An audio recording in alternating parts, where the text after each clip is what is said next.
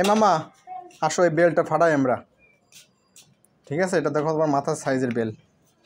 নাও, দেবো বাড়ি দেবো? নাও তুমি দাও। কি দি বাড়ি দেবো? এইটা এরকম দাও। এই তো গেছে, দাও। হ্যাঁ, ও দুই ভাবেই একদম। এই যে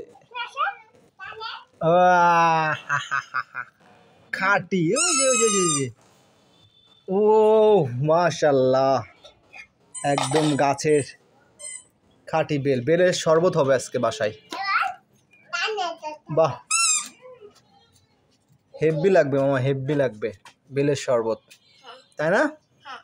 তোমরা খেয়েছো মামা? তুমি খাওনি? তাহলে আজকে খেতে হবে কিন্তু। হ্যাঁ, সবাই বসো, ওইখানে বসো। ঠিক আছে ঠিক আছে ঠিক আছে। এই দেখো, এখানে বসো। ইয়ে করো আমু, চামচ দাও, চামচ দাও।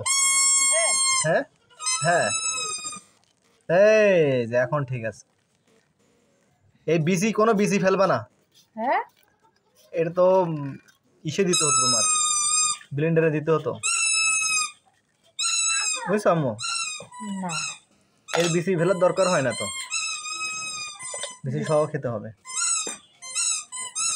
একদম টাটকা না। আর একটা আছে, ওইটা কাঁচা, একটু কাঁচা আছে আর কি।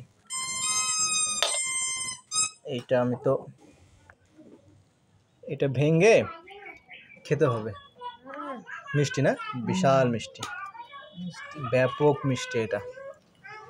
এই বেল মানে ঢাকায় তো রমজান মাসে বেল নিয়ে কত ভাইরাল নিউজ হলো, মানে বেলের কি অবস্থা। হ্যাঁ, বেল খুবই উপকারী একটা জিনিস, পেটের সমস্যার জন্য বেল, ঠিক না মো? আমি তো নিউ মার্কেটে যতবারই যাইতাম বেলের শরবত খাইতাম, 30 টাকা করে নিত। এখনও 30 টাকায় নেয় কিন্তু। অসুস্থ রোগীদের খাতে না বেল। হ্যাঁ, বসন্ত উঠলি মাজারটি রাস্তা ছাড়াতে পারতিস না। ছাড়াতে হবে, এটা ছাড়াতে হবে যেভাবে হোক।